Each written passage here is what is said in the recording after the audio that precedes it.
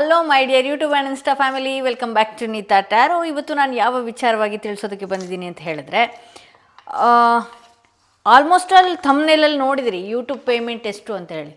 ಹೌದು, ಅದಕ್ಕಿಂತ ಮುಂಚೆ ಇವತ್ತು ನಾನು ಸಂಡೇ ಆಗಿರೋದ್ರಿಂದ ನಮ್ಮ ಮನೆಯಲ್ಲಿ ಅಂದರೆ ನಿಮ್ಮ ಮನೆಗಳಲ್ಲಿ ಕಿಚನ್ನ ಯಾವ ರೀತಿ ಇಡೋದ್ರಿಂದ ನಿಮ್ಮ ಫಿನಾನ್ಷಿಯಲಿ ಗ್ರೋತ್ನು ಕೂಡ ಹಾಗೆ ಆರೋಗ್ಯದ ಸಮಸ್ಯೆ ಬರದೇ ಇರೋದು ಕೂಡ ತಡಿಬಹುದು ಅನ್ನೋದು ಕೂಡ ಇವತ್ತಿನ ವಿಡಿಯೋದಲ್ಲಿ ಹೇಳ್ತಾ ಹೋಗ್ತೀನಿ.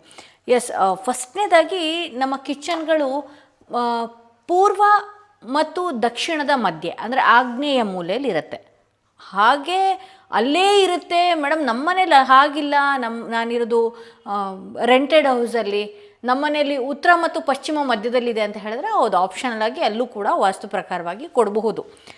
ಬಟ್ ಆದರೆ ಇವತ್ತಿನ ನಾನು ಹೇಳುವಂತಹ ರೆಮಿಡೀಸ್ಗಳನ್ನ ನೀವು ಕೂಡ ಮಾಡ್ಕೊಳ್ತಾ ಹೋದರೆ ಬಹಳಷ್ಟು ಅದ್ಭುತವಾದಂತಹ ನಿಮ್ಮ ಮನೆಗಳಲ್ಲಿ ನೀವೇ ಯಾವುದೇ ಒಂದು ಲೈಫಲ್ಲಿ ಏನೇ ಆಗ್ತಾಯಿದ್ರು, ತೊಂದರೆ ತಾಪತ್ರೆಗಳಾಗ್ತಾಯಿದ್ರು, ಅದರಲ್ಲೂ ಹೆಲ್ತ್ ಇಶ್ಯೂಸ್ಗಳು ಜಾಸ್ತಿ ಏನಾದರೂ ಆಗ್ತಾಯಿದ್ರೆ ಇದನ್ನು ನೀವೇ ಸರಿ ಮಾಡ್ಕೊಳ್ಬಹುದು. ಇವತ್ತು ನಾನು ಕೊಡುವಂತಹ ರೆಮಿಡೀಸ್ಗಳು ಏನಿದೆಯಲ್ಲ ನಿಮ್ಮೆಲ್ಲರಿಗೂ ಕೂಡ ಬಹಳಷ್ಟು ಯೂಸ್ ಆಗುತ್ತೆ ಅಂತಲೇ ಹೇಳ್ಬೋದು. ಮೊದಲನೇದಾಗಿ ಏನಂತ ಹೇಳಿದ್ರೆ, ನಿಮ್ಮ ಮನೆಯಲ್ಲಿ ಅಕ್ಕಿ ಡಬ್ಬಗಳನ್ನು ನೀವು ಎಲ್ಲಿಡ್ತೀರಿ ಫಸ್ಟ್ ಅದನ್ನು ಚೆಕ್ ಮಾಡ್ಕೊಳ್ಳಿ. ಆ ಕಿಚನಲ್ಲಿ ದಕ್ಷಿಣ ದಿಕ್ಕು ಎಲ್ಲಿ ಬರುತ್ತೋ ಅಲ್ಲಿ ನೀವು ಅಕ್ಕಿ ಡಬ್ಬಗಳನ್ನು ಇಡಬೇಕಾಗತ್ತೆ. ಹಾಗೆ ಇದನ್ನ ಇಡೋದ್ರಿಂದ ಏನು ಪ್ರಯೋಜನ ಅಂತ ಹೇಳಿದ್ರೆ, ಮನೆಯಲ್ಲಿ ಯಾವುದೇ ಕಾರಣಕ್ಕೂ ನಿಮ್ಮ ಮನೆಗಳಲ್ಲಿ ಯಾವುದೇ ದಿನಸಿ ಐಟಮ್ಗಳಾಗಿರಲಿ ಅಥವಾ ಊಟಕ್ಕಾಗಿರಲಿ ಆರೋಗ್ಯಕ್ಕಾಗಿರಲಿ ಕುಂದುಕೊರತೆಗಳು ಬರೋದಿಲ್ಲ ಅಂತ ಹೇಳಿ ಸಮೃದ್ಧಿಯನ್ನು ತರುತ್ತೆ. ಮೇಡಮ್ ದಕ್ಷಿಣ ದಿಕ್ಕು ಆ ದಿಕ್ಕು ಈ ದಿಕ್ಕು ಅಂತ ಹೇಳಿದ್ರೆ ಆಬ್ವಿಯಸ್ಲಿ ನಿಮ್ಮ ಮೈಂಡಲ್ಲಿರುವಂತಹ ನೆಗೆಟಿವ್ ತನನ ನೀವು ದಯವಿಟ್ಟು ತೆಗೀರಿ. ಏಕೆ ಅಂತ ಹೇಳಿದ್ರೆ ನೀವು ಅದನ್ನು ನೀವೇ ಅಬ್ಸರ್ವ್ ಮಾಡ್ಬೋದು. ದಕ್ಷಿಣ ದಿಕ್ಕಲ್ಲಿ ಇಟ್ಟಾಗ ಎಷ್ಟು ನಿಮ್ಮ ಮನೆಯಲ್ಲಿ ಎಷ್ಟು ಬೇಗ ರೇಷನ್ಸ್ಗಳು ಖಾಲಿ ಆಗ್ತಾ ಇರುತ್ತೋ ಅದು ಒಂದಷ್ಟು ತಡೀತಾ ಹೋಗುತ್ತೆ ಅಂತಲೇ ಹೇಳ್ಬೋದು. ಇನ್ನು ಅಡುಗೆ ಮಾಡುವಾಗ ನೀವು ಯಾವ ದಿಕ್ಕಲ್ಲಿ ನಿಂತ್ಕೊಂಡು ನೋಡಬೇಕು ಅಂತ ಹೇಳಿದ್ರೆ ಆಬ್ವಿಯಸ್ಲಿ ಪೂರ್ವ ದಿಕ್ಕಲ್ಲಿ ನಿಂತು, ಅಂದರೆ ಇವಾಗ ನೋಡಿ, ಇವಾಗ ನಿಮ್ಮ ಕಿಚನ್ನಲ್ಲಿ ನೀವು ಸ್ಟವ್ನ ದಕ್ಷಿಣದಲ್ಲಿ ಇಡಬಹುದು, ಅಥವಾ ಏಕೆಂದರೆ ಇದು ದಕ್ಷಿಣ ಮತ್ತು ಪೂರ್ವದ ಮಧ್ಯದಲ್ಲಿರುವಂತಹ ಆಗ್ನೇಯ ಮೂಲೆ ಆಗಿರೋದ್ರಿಂದ ನೀವು ಇಲ್ಲಿಡೋದು ಅದೆಲ್ಲ ಮಾಡೋ ಹಾಗಿಲ್ಲ. ನೀವೇನು ಈ ಕಿಚನಲ್ಲಿ ನೀವು ಅಡುಗೆ ಮಾಡುವಾಗ ನೀವು ಪೂರ್ವ ದಿಕ್ಕಲ್ಲಿ ನಿಂತು ನೋಡಬೇಕಾಗತ್ತೆ.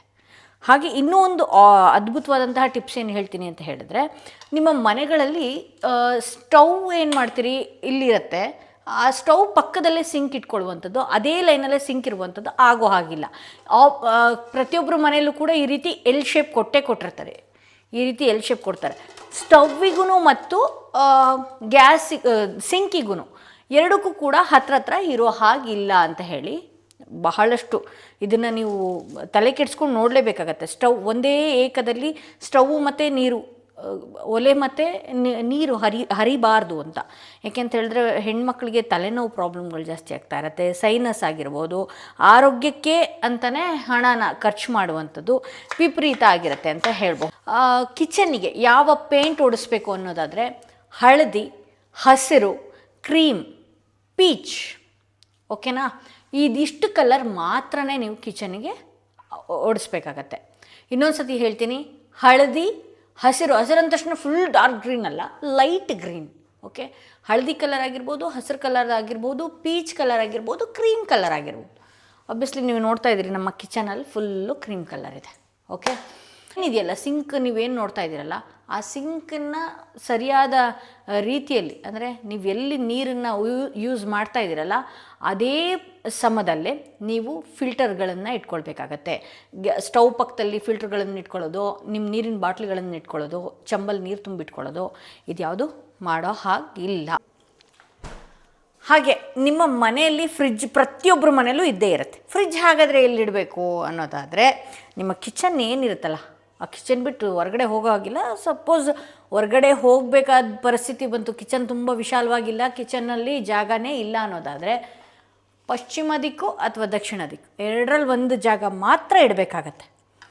ನಾನಿಟ್ಟಿರೋದು ನಿಮ್ಗೆ ಕಾಣಿಸ್ತಾ ಇದೆಯಾ, ಪಶ್ಚಿಮ ದಿಕ್ಕಲ್ಲಿ ಫ್ರಿಜ್ಜನ್ನು ಇಟ್ಟಿದ್ದೀನಿ. ಹಾಗೆ ಮತ್ತೊಂದು ವಿಷಯ ಏನು ಅಂತ ಹೇಳಿದ್ರೆ, ಅದ್ಭುತವಾದಂತಹ ವಿಷಯ, ಇದು ಪ್ರತಿಯೊಬ್ಬ ಹೆಣ್ಮಕ್ಳು ಮಾಡ್ಕೊಳ್ಬೇಕಾಗತ್ತೆ. ಆಬ್ವಿಯಸ್ಲಿ ನೀವು ಈ ರೀತಿ ಏನಾದರೂ 1 ವರ್ಷಗಳ ಕಾಲ ಮಾಡಿಕೊಂಡ್ರೆ ಅಂತ ಹೇಳಿದ್ರೆ ನೀವು ನೋಡಬಹುದು, ಏನು ಅಂತ ಹೇಳಿದ್ರೆ 1 ವರ್ಷದ ಒಳಗಡೆ ನಿಮ್ಮ ಮನೆಯಲ್ಲಿ ಎಷ್ಟು ಸಕ್ಸಸ್ಗಳು ಕಾಣ್ಬೋದು, ಹಾಗೆ ಹೊಸ ಐಡಿಯಾಸ್ಗಳಾಗಿರ್ಬೋದು, ನಿಮ್ಮ ಫಿನಾನ್ಷಿಯಲಿ ಏನು ನೀವು ಲಾಸಲ್ಲಿ ಅನುಭವಿಸ್ತಾ ಇದ್ರಿ, ಆ ಫಿನಾನ್ಷಿಯಲಿ ಲಾಸ್ನಿಂದ ಸಂಪೂರ್ಣವಾಗಿ ನೀವು ಒಂದು ರಿಚ್ ಅನ್ನೋ ರೀತಿಯಲ್ಲಿ ಆಗಿರ್ಬೋದು, ಅಥವಾ ನೀವು ಒಂದು ಸಮೃದ್ಧಿಯ ಲೈಫ್ ಸ್ಟೈಲ್ನ ನೀವು ನೋಡಬಹುದು. ಯಾವುದು ಆ ಟಿಪ್ಸ್ ಅಂತ ನೋಡೋದಕ್ಕೆ ಹೋದರೆ, ಮನೆಯಲ್ಲಿ ಪ್ರತಿ ಶುಕ್ರವಾರ ನೀವು ಆ ಕಿಚನಲ್ಲಿ ದೇವ್ರ ಫೋಟೋಗಳನ್ನು ಇಡ್ಬೋದಾ ಅಂತ ಹೇಳಿದ್ರೆ, ನಾನ್ ವೆಜ್ಜನ್ನು ಬಹಳಷ್ಟು ಉಪಯೋಗಿಸೋರು ದೇವ್ರ ಫೋಟೋಗಳು ಇಡುವಂಥ ಅವಶ್ಯಕತೆ ಇಲ್ಲ. ಆದರೆ ನೀವು ಆ ಕಿಚನಲ್ಲಿ ಏನು ವಾರ್ಡ್ರೂಬ್ಸ್ ಏನಾದರೂ ಇತ್ತು ಅಂತ ಹೇಳಿದ್ರೆ, ಸಪೋಸ್ ಆ ವಾರ್ಡ್ರೂಬಲ್ಲಿ ಒಂದು ಅನ್ನಪೂರ್ಣೇಶ್ವರಿ ಫೋಟೋ ಇಡಬಹುದು, ಅಥವಾ ಕೂತಿರುವಂತಹ ಲಕ್ಷ್ಮಿ ಫೋಟೋ ಯಾವುದಾದ್ರೂ ಇಡಬಹುದು. ಸೊ ಇಲ್ಲಿ ಅದ್ಭುತವಾದಂತಹ ಟಿಪ್ಸ್ ಏನು ಅಂತ ಹೇಳಿದ್ರೆ, 5 ದೀಪಗಳನ್ನು ನೀವು ಕಿಚನ್ನಲ್ಲಿ ಬೆಳಗಿಸ್ಬೇಕಾಗತ್ತೆ. ಪರ್ಟಿಕ್ಯುಲರ್ ಆಗಿ ಶುಕ್ರವಾರ ಪ್ರತಿದಿನ ಬೆಳಗಿಸ್ತೀರಿ ಅಂತ ಹೇಳಿದ್ರೆ ಬಂಪರ್ ಲ್ಯಾಟ್ರಿನ್ ಅಂತ ಹೇಳಬಹುದು. ಆಗ್ನೇಯ ಮೂಲೆಗೆ ಅಷ್ಟು ಅದ್ಭುತವಾದಂತಹ ಒಂದು ಶಕ್ತಿ ಇದೆ. ಇನ್ನೊಂದು, ಯಾರೆಲ್ಲ ನಾನ್ ವೆಜ್ ಯೂಸ್ ಮಾಡಲ್ಲ ಅಂತ ಹೇಳ್ತೀರಲ್ವಾ, ಎಲ್ಲ ನಾನ್ ವೆಜ್ ಯೂಸ್ ಮಾಡುವಂಥವರು ಮನಿ ಪ್ಲ್ಯಾಂಟ್ನ ಆಗ್ನೇಯ ಮೂಲೆಯಲ್ಲಿಡಿ, ಅಥವಾ ಇಲ್ಲ ನಾನು ನಾನ್ ವೆಜ್ಜೇ ಯೂಸ್ ಮಾಡಲ್ಲ ಅನ್ನೋರು ತುಳಸಿ ಗಿಡನ ಅದ್ಭುತವಾಗಿ ನೀವು ಕಿಚನ್ನಲ್ಲಿ ಇಡ್ಬೋದು.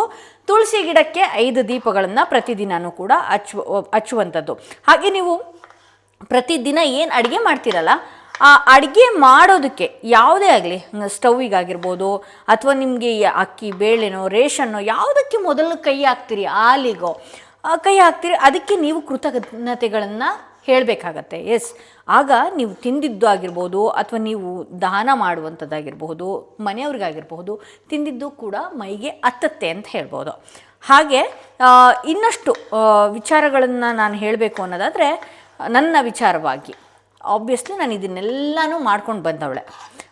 ಹೇಗೆ ನಿಮಗಿದೆಲ್ಲ ಗೊತ್ತಾಗ್ತಾ ಇತ್ತು ಹೇಗೆ ಅಂತ ಹೇಳಿದ್ರೆ, ಬಹಳಷ್ಟು ಬುಕ್ಸ್ಗಳನ್ನು ರೆಫರ್ ಮಾಡ್ತಾ ಇದ್ದೆ. ಅದರಲ್ಲೂ ಶಂಕರಾಚಾರ್ಯರ ಬುಕ್ಸ್ಗಳನ್ನು ಸುಮಾರಷ್ಟು ಬುಕ್ಸ್ ಇದೆ ನನ್ನ ಹತ್ರ. ಬುಕ್ಸ್ ಕಲೆಕ್ಷನ್ನೇ ವಿಪರೀತ. ಅಲ್ಲಿ ದೇವಸ್ಥಾನಗಳಿಗೆ ಹೋದರೆ, ಎಲ್ಲಾದರೂ ದೇವಸ್ಥಾನಕ್ಕೆ ಹೋದಾಗ ಅಲ್ಲಿ ಬುಕ್ಗಳನ್ನು ಏನು ಮಾರೋರಲ್ಲ, ಆ ಬುಕ್ಗಳನ್ನು ತೊಗೊಂಡು ಬರುವಂಥದ್ದು, ಈ ರೀತಿಯಾದಂತಹ ಒಂದು ಪ್ರಯೋಗಗಳನ್ನು ಮಾಡುವಂಥದ್ದು. ಹಾಗೆ ಹಿರಿಯರಲ್ಲೂ ಕೂಡ ಬಹಳಷ್ಟು ವಿಚಾರಗಳನ್ನು ನಾನು ತಿಳ್ಕೊಂಡಿದ್ದೀನಿ. ಸೊ ಇದನ್ನೆಲ್ಲ ತಿಳ್ಕೊಂಡಾಗ ಏನಾಗ್ತಾ ಇತ್ತು ಅಂತ ಹೇಳಿದ್ರೆ, ಅದನ್ನು ಬಂದು ನಾನು ಪ್ರಯೋಗ ಮಾಡ್ತಿದ್ದೆ. ಓದೋದ್ರ ಜೊತೆಯಲ್ಲಿ ಕೂಡ ನಾನು ಪ್ರಯೋಗಗಳನ್ನು ಮಾಡ್ತಾಯಿದ್ದೆ, ಅದೇ ರೀತಿ ನಡ್ಸ್ಕೊಂಡು ಬರ್ತಾಯಿದ್ದೆ. ಅದ್ಭುತವಾಗಿ ಒಂದಷ್ಟು ರೆಮಿಡೀಸ್ಗಳು ನನಗೆ ತುಂಬಾ ಬೇಗ ವರ್ಕ್ ಆಯಿತು. ಯಾವುದು ಅಂತ ಹೇಳಿದ್ರೆ, ದೀಪಗಳನ್ನು ಹಚ್ಚುವಂಥದ್ದು, ಹಾಗೆ ಕಿಚನಲ್ಲಿ ಅಕ್ಕಿ ಡಬ್ಬಗಳನ್ನು ದಕ್ಷಿಣ ದಿಕ್ಕಲ್ಲಿ ಇಡುವಂಥದ್ದು, ಈ ರೀತಿ ಎಲ್ಲ ಬಹಳಷ್ಟು ಕಷ್ಟಪಟ್ಟು ಬಂದಂಥವ್ರೆ ನಾವು.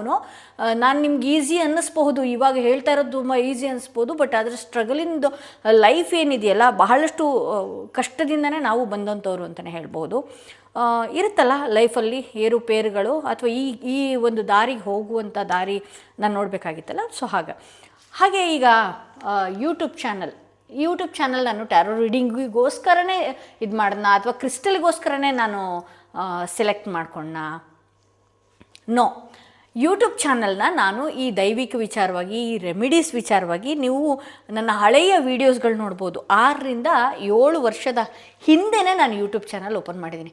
ನನಗೆ ಎಷ್ಟು ಕೈಯಲ್ಲಿ ಆಗ್ತಿತ್ತೋ ಅಷ್ಟು ನಾನು ಸಾಧ್ಯವಾದಲ್ಲಿ ಮಾಡ್ತಾಯಿದ್ದೆ. ಅಂದರೆ ಮೊಬೈಲು ಕ್ಲಾರಿಟಿ ಇರಲಿಲ್ಲ, ಅಥವಾ ನಮ್ಮ ಮನೆಯವ್ರಿಗೆ ಕೇಳಿ ಭಾಳ ಕರೆದು ಇ ಎಮ್ ಐಯಲ್ಲಿ ಮೊಬೈಲ್ ತೊಗೊಂಡು, ಕ್ಯಾಮ್ರಾ ಇರುವಂಥ ಫೋನ್ ತೊಗೊಂಡು, ಅದನ್ನು ಇನ್ನೆಲ್ಲೋ ಸಿಕ್ಕಿಸಿ, ಅದನ್ನು ಇನ್ನೆಲ್ಲೋ ಬ್ಯಾಕ್ಗ್ರೌಂಡ್ ಕೊಟ್ಟು, ನೀವು ಹಳೆ ವೀಡಿಯೋಸ್ಗಳನ್ನೆಲ್ಲ ನೋಡಬಹುದು.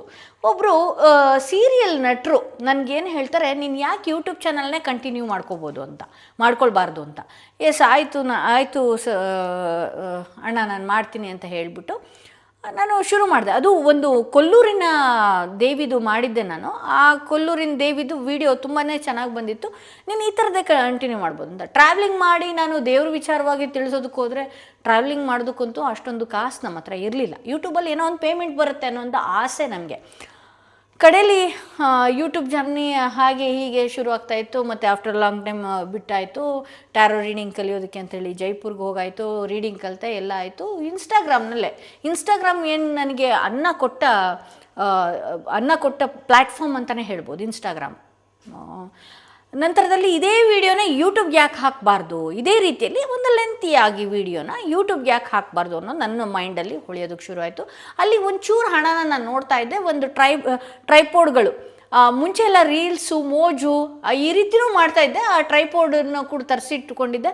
ಆ ಟ್ರೈಪೋಡ್ನಲ್ಲಿ ಏನು ಮಾಡ್ತಾಯಿದ್ದೆ, ಯೂಟ್ಯೂಬ್ ಚಾನಲ್ಗೆ ಎಲ್ಲ ಬೆಳಕು, ಹಂಗೆ ಬೆಳಕು ಹಿಂಗೆ ಬೆಳಕು. ಫಸ್ಟ್ ಒಂದು ವೀಡಿಯೋ ಹಾಕ್ತಾ ಅದಕ್ಕೆ ಯಾಕೋ ಫಾಲೋವರ್ಸ್ ಜಾಸ್ತಿ ಆಗಲಿಲ್ಲ, ಹಾಗೆ ಇದೂ ಕೂಡ ಜಾಸ್ತಿ ಆಗಲಿಲ್ಲ, ಅಂದರೆ ವ್ಯೂವ್ಸ್ ಕೂಡ ಜಾಸ್ತಿ ಆಗಲಿಲ್ಲ. ಹಾಗಾಗಿ ಗೊತ್ತಾಯಿತು ಯೂಟ್ಯೂಬ್ಗೆ ಬೆಳಕು ಮಾತ್ರ ಮುಖ್ಯ ಅಂತ ಹೇಳಿ, ಬೆಳಕು ಬಹಳಷ್ಟು ಮುಖ್ಯ ಅಂತೇಳಿ. ಆದ ನಂತರ ಯೂಟ್ಯೂಬ್ ಜರ್ನಿ ನೀವೇ ನೋಡ್ತಾ ಇದ್ದೀರಿ. ನೀವೇ ಈ 1-2 ವರ್ಷದಿಂದನೂ ಕೂಡ ನೀವು ನನ್ನ ಜೊತೆಗಿದ್ದು ಬಂದಿದ್ದೀರಿ. ನೀವು ಆಬ್ವಿಯಸ್ಲಿ ಅಲ್ಲಿಂದ ನೀವು ನನ್ನನ್ನು ತುಂಬ ಚೆನ್ನಾಗಿ ನೋಡ್ಕೊಂಡಿದ್ದೀರಿ. ನಮ್ಮ ಅಂತರಾಳದ ವಿಚಾರ ಗೊತ್ತಿಲ್ಲ ಅಂತ ಹೇಳಿದ್ರು ಕೂಡ ಇವತ್ತು ಯಾಕೆ ವೀಡಿಯೋ ಮಾಡಿಲ್ಲ, ಇವತ್ತು ಹುಷಾರಿಲ್ವಾ, ಇವತ್ತು ಏನು, ಅದನ್ನೆಲ್ಲನೂ ಕೂಡ ನೀವು ಮುಂಚಿಂದನೂ ಕೇಳ್ಕೊಂಡು ಬಂದಿದ್ದೀರಿ, ನೀವು ನೋಡ್ತಾ ಬಂದಿದ್ದೀರಿ.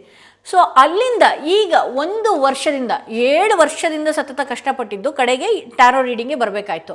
ನಾನು ಇನ್ನೂ ನೀವು ಏನಾದರೂ ಅಂದ್ಕೊಳ್ಳಿ, ಈ ಜಾಗಕ್ಕೆ, ಈ ಸ್ಥಾನಕ್ಕೆ ಬಂದಿರೋದು ನಾನು ಆಗಿಂದನೂ ಕ್ರಿಸ್ಟಲ್ ಹಾಕ್ತಾಯಿದ್ದೆ, ಬಹಳಷ್ಟು ಕ್ರಿಸ್ಟಲ್ಸ್ಗಳಾಗ್ತಾಯಿದ್ದೆ. ಇಷ್ಟೆಲ್ಲ ಕ್ರಿಸ್ಟಲ್ಸ್ಗಳು ಏನು ನೋಡ್ತಾ ಇದ್ದೀರಲ್ವ ನೀವು, ಇದೆಲ್ಲನೂ ಕೂಡ ನೆನ್ನೆ ಮೊನ್ನೆದಂತೂ ಅಲ್ವೇ ಅಲ್ಲ. ಅಥವಾ ನನಗೆ ಬಹಳಷ್ಟು ಮಾಲ್ಗಳು ಬರುತ್ತೆ ಅದರಿಂದ ನಾನು ತೊಗೊಂಡಿದ್ದೀನಿ ಅಂತ ಹೇಳಿದ್ರೆ ನೋ ವೇ. ಈ ಎಲ್ಲ ಕ್ರಿಸ್ಟಲ್ಸ್ಗಳು ಏನಿದೆಯಲ್ಲ ಸಂಪೂರ್ಣವಾಗಿ ಜೈಪುರಿಂದನೇ ನಾನು ತರಿಸ್ಕೊಂಡು ಹಾಕ್ಕೊಳ್ತಾ ಇದ್ದಿದ್ದು. ನಿಮಗೂ ಕೂಡ ನನಗೆ ಯಾವ ರೀತಿ ಲಾಭಗಳನ್ನು ಕೊಟ್ಟಿದೆ ಅದು ಕೂಡ ನಿಮಗೂ ಕೂಡ ಲಾಭಗಳನ್ನು ಕೊಡಲಿ ಅನ್ನೋದಕ್ಕೋಸ್ಕರನೇ ಪ್ಯೂರ್ ಕ್ರಿಸ್ಟಲ್ಸ್ಗಳನ್ನ ಇದು ಮಾಡ್ತೀನಿ. ನಾನು ಮೊದಲನೆಯದಾಗಿ ಹಾಕ್ಕೊಂಡಂತಹ ಕ್ರಿಸ್ಟಲ್ಸ್ ಇದೆಲ್ಲ 8 ವರ್ಷದಿಂದ ಹಾಕ್ಕೊಂಡಿರುವಂಥ ಕ್ರಿಸ್ಟಲ್ಸ್. ಸೊ ನಾನು ಹಾಕ್ಕೊಂಡಿದ್ದು ಪೈರೇಟ್ ಏನು ಮಾಡ್ತಾಯಿತ್ತು ಅಂತ ಹೇಳಿದ್ರೆ, ಯಾವುದಾದ್ರೂ ಒಂದು ರೂಪದಲ್ಲಿ, ಅಂದರೆ ನಾನು ಈ ಹಿಂದೆ ಬ್ಯಾಂಕಲ್ಲಿ ಕೆಲಸ ಮಾಡೋದಕ್ಕೂ ಕೂಡ ಈ ಪೈರೇಟೇ ನನಗೆ ಕಾರಣ ಆಯಿತು.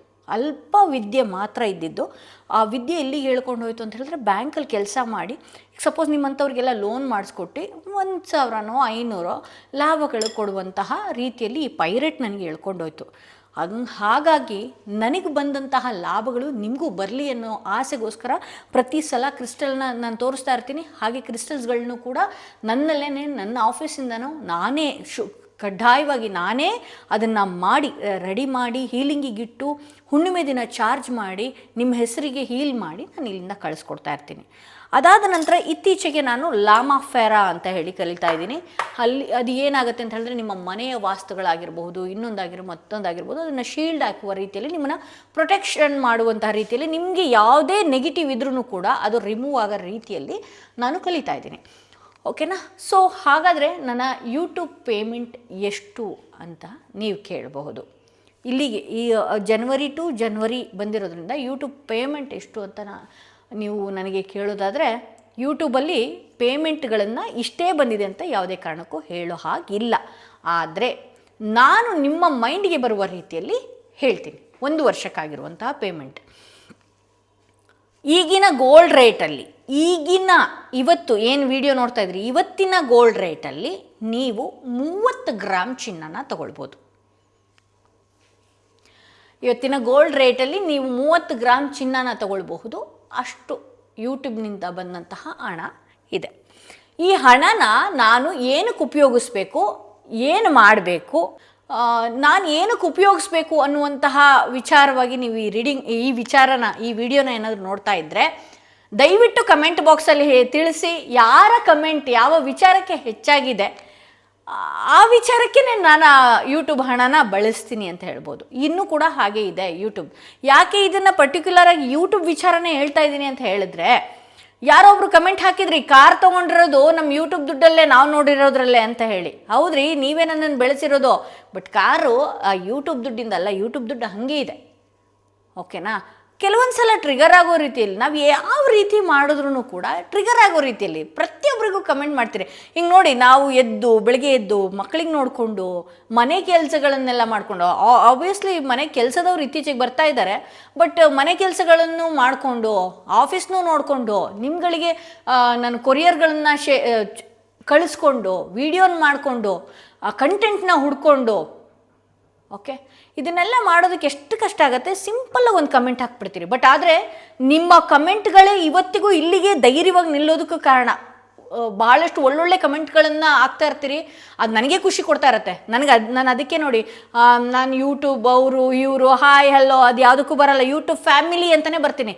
ನೀವಿರೋದಕ್ಕೆ ನಾವು ಬದುಕಿರೋದು ಅಂತಲೇ ಹೇಳ್ಬಹುದು. ನೀವು ಹಾಕ್ತಿರೋ ಭಿಕ್ಷೆಗಳಲ್ಲೇ ನಾವಿವತ್ತು ಜೀವನ ಮಾಡ್ತಾ ಇದ್ದೀವಿ ಅಂತಲೇ ಹೇಳ್ಬೋದು. ಓಕೆ, ಸೊ ಇದು ಇವತ್ತಿನ ವಿಡಿಯೋ ಆಗಿತ್ತು. ಈ ವಿಡಿಯೋ ಇಷ್ಟ ಆಗಿದೆ ಅನ್ನೋದಾದರೆ ದಯವಿಟ್ಟು ಲೈಕ್ ಮಾಡಿ. ಯಾರಿಗೆಲ್ಲ ಈ ವಿಡಿಯೋ ಸ್ಫೂರ್ತಿಯಾಗಿ ಕಾಣಿಸ್ಬೇಕು ದಯವಿಟ್ಟು ಇದನ್ನು ಶೇರ್ ಮಾಡಿ. ಬೇರೆಯವ್ರಿಗೆ ಮನೆಯಲ್ಲೇ ಕೂತ್ಕೊಂಡಿರುವಂಥ ಹೆಣ್ಮಕ್ಳುಗಳು ನನ್ನ ಕೈಲಿ ಏನೂ ಆಗೋದೇ ಇಲ್ಲ ಅಂತ ಅನ್ನುವಂಥ ಹೆಣ್ಮಕ್ಳುಗಳಿಗೆ ದಯವಿಟ್ಟು ಈ ವಿಡಿಯೋನ ಶೇರ್ ಮಾಡಿ. ನಾವು ಅಷ್ಟೇ ಮನೆಯಲ್ಲೇ ಮಲ್ಕೊಂಡು ಮೊಬೈಲ್ ಸ್ಕ್ರೋಲ್ ಮಾಡ್ತಾ ಇದ್ದಾಗೆ ಎಲ್ಲೋ ಒಂದು ಐಡಿಯಾ ಉಳಿದಿದ್ದು. ಈ ವಿಡಿಯೋನ ಇಲ್ಲಿಗೆ ಮುಗಿಸ್ತಾ ಇದ್ದೀನಿ. ಮತ್ತಷ್ಟು ವಿಡಿಯೋದೊಂದಿಗೆ ನಾನು ಭೇಟಿ